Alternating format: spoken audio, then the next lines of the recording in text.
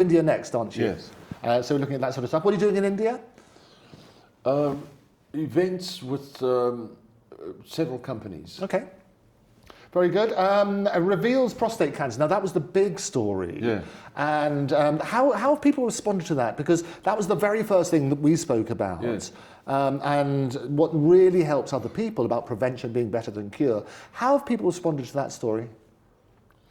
Well, yes, I see they, ask me, I've noticed that the people presume I'm terminally ill, So I suppose everyone is in some way terminally ill. Well, that's the most death and taxes. It's the most. But in my case, this thing which I never, expected that they would suddenly tell me this, and I've always wondered how other people take it, but anyway, it was told to me, and then they said, you have to have this organ removed. And so I said, oh, okay. And so I gave up, in fact, a trip to the UK that time. Yes. And because they said it's more important to remove this than to do anything else. And then after a period of time, you go for tests again. And then they said to me, there's less than zero sign of a problem. Brilliant. Well, less than but zero, yes. I'm mature enough to know at least Yes. that it's until the next time they have a look. Yes. So you just go with the flow, And has that changed your attitude to life? Well, I would say, yes. I would say not totally. I mean, I've had friends in the time that, since this was diagnosed, that have actually been killed. Right. And and one who's died, who was perfectly well last year this time, as far as I thought. You take it as it comes, How do you deal with grief yourself? Well, I've had terrible grief situations. I mean, I've had to, when you lose a child, for example. Now, I had a stepson who I raised from the age of 3 months. Right. And it's difficult for me to talk about this, so I'll try to be brief. He was killed at 16 in a car accident, which had nothing to do with him. He just happened to be in a car. And he was the only one killed. And in a crash. And that was 20 years ago. It's the same today for me as it was 20 years ago. The same. It doesn't change. You don't get better, if you know what I mean. And people often say you'll get over it. You never do. No. It's recognising. It's very hard for me to contain. No, to not have tears in my eyes now. Really. And because people don't really know what to say when people say somebody's passed or whatever. Is there any comfort? I mean, somebody once told me that you could say, look, I understand, because I've lost both my parents and we've lost people who are close. I think losing a child is probably far worse, isn't it? Oh, you don't want to talk about it. It's not something a person, it's something you learn to live with. The human the mind is capable of absorbing all sorts of things, but it doesn't mean that you wipe the slate clean or something. You just learn to live with it. It's like if you lose a limb or something, you get about. You learn to live without it, but you don't say, well, I'm the same as I was, you're not the same as you were. No. But there are certain things that are, unless you've actually experienced them, you can't give counseling to someone, You can't give counseling to someone who's been in a gunfight with, like I've been. Somebody who's not been in a gunfight can't give me counseling. Right. No, I absolutely. That's crazy. A crazy concept. Someone who has not. I don't want to use such words. Lost a child. I don't want to talk like that because it drives me to tears. You can't give counselling to someone if you haven't. You can't give counselling to somebody if you haven't experienced that, and many other things. I imagine. I mean, you take, like, my father was unhealable. after the war. Yes. No amount of counselling by others who'd never been in the war could help him. Say, oh, it's all right now, you know, or something like that. He was a wreck, you know. And a lot of the time it's because I think in his case, and people like him, he feels guilty that he survived and they didn't survive. Right. They carry guilt.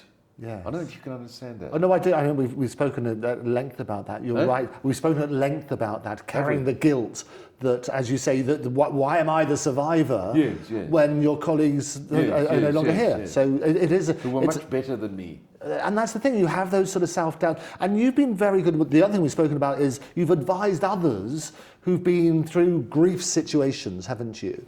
Yes. Yes, I have, of course. But I mean, unless you've been through something, you can't counsel people. I mean, you know, it's not that it's wrong to try and counsel people. I mean, obviously, but people learn. You learn to cope, you know, with the circumstances that you presented with in life. But it's okay not to be okay, which is the point. It's not moving on. Well, I think pretending that you're okay if you're not okay is very stupid. You know, I mean, you know, if you're depressed, you should admit, I'm depressed. You know, don't try to be not depressed if you are depressed. Yes. So talk to somebody about it. I mean, talking does sometimes. Yes, of course. Work on that sort of basis. Of course. But you're going to get checked out about your nose, and that, I'm very worried about the stress that the Oxford Union caused. That was a shocking thing there. So we talked about that sort of side. Finally, here we go. Elon Musk back to backing Nigel Farage. This is one of the headlines. Well, we've spoken about that. I don't know about him. I just said that I noticed Farage is less accommodating and that he has agreed that an investigation of the gang rape gangs is necessary and so forth. At one point he was simply going along with Starmer, and that was not acceptable. Yes. What's your views on Starmer? Current views? I don't know. You know, unimpressed. Yeah, you said he'd be gone by February. Terribly unimpressed. Yes. You know, the pictures of him and Macron and this new jerk in Germany sniffing cocaine on a train. Oh, well, yes. What did you think of that? Horrible. Well, you asked me what Elon would think of that. What would Elon think of that? Fired. You are fired. Instant dismissal. Right. Yeah. I think go and do it. Go and do it. But not in the position you're in. Yes. And don't do it somewhere in your new position, which is outside. Obviously, Macron denied that it was that sort of thing. The thing they can't deny, though, is his wife. Did you see those extraordinary videos? What did you make of that? Well, you know, it tells you that there's more to things going on in the background, you know, and I don't know. I mean, it's also human being behaviour, so it's not like you should have a cadenza about it. But no, I'm just totally unimpressed with.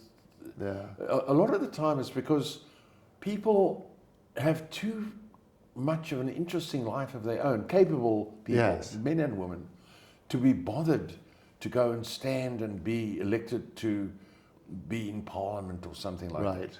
Their own lives are so exciting and so full of everything that they're quite happy to let other people do that, that sort of thing. And the result is the wrong people wind up being in government. Yes.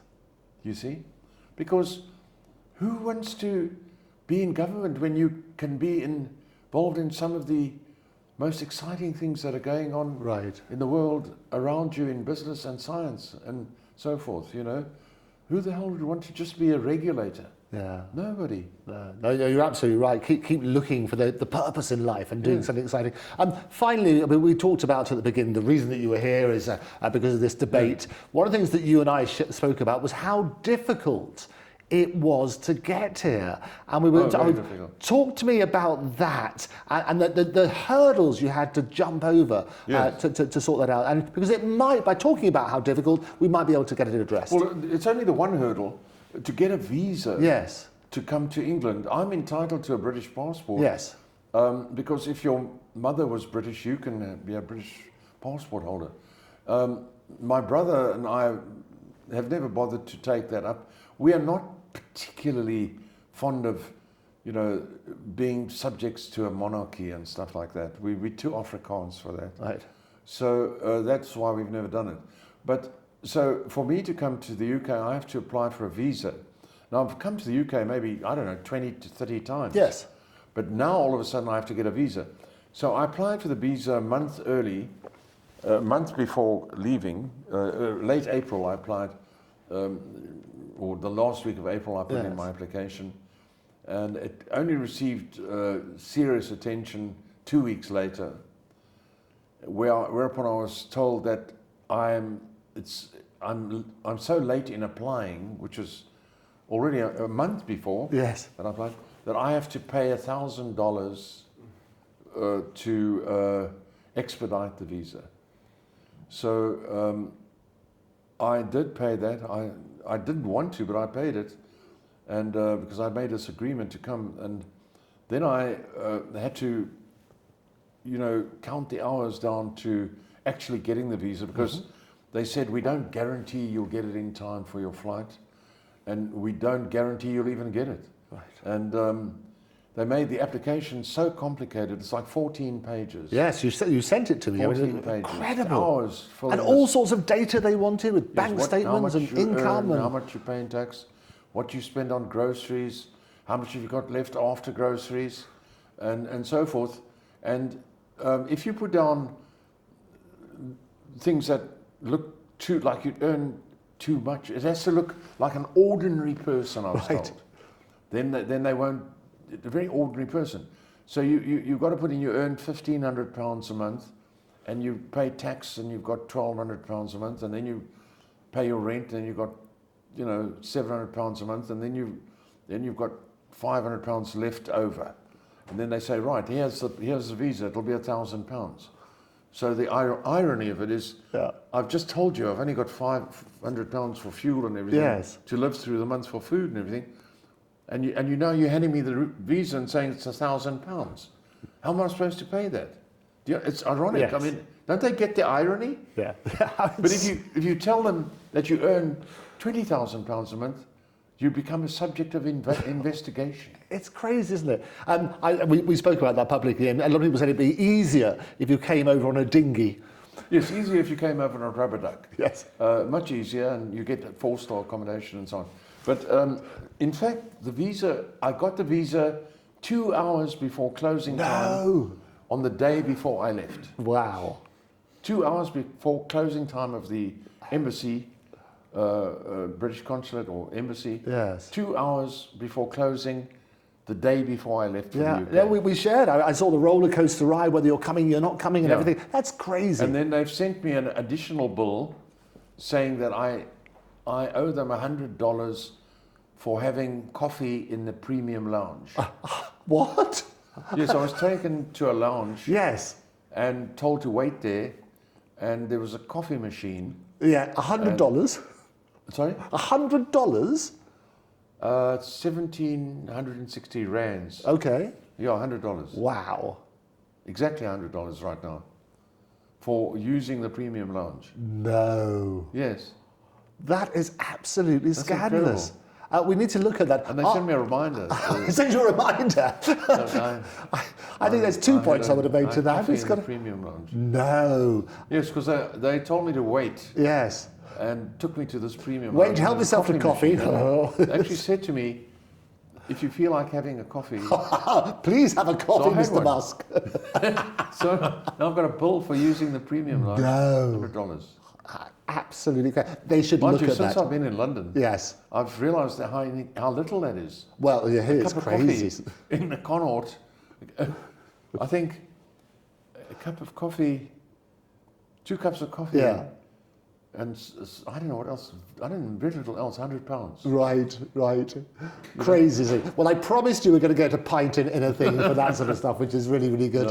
No. We'll look at all of that. Are you pleased you came? Yes, absolutely. It's been an Well, absolute London delight. is delightful. It's a Absolutely. best city in the world. Well, it's delightful. It's like somebody said to me, it's like a little village. Yeah. The whole place is like a giant little village. Yeah. You know. That's wonderful. Well, we're delighted you came to our giant little village. Errol, it's been a real joy. Thank you so much. Pleasure. Ooh, I'm cold. Good timing. Well done, that man. Right, we're going to go and get a pint. You're going to come for a pint? That was excellent. Ooh, I'm cold.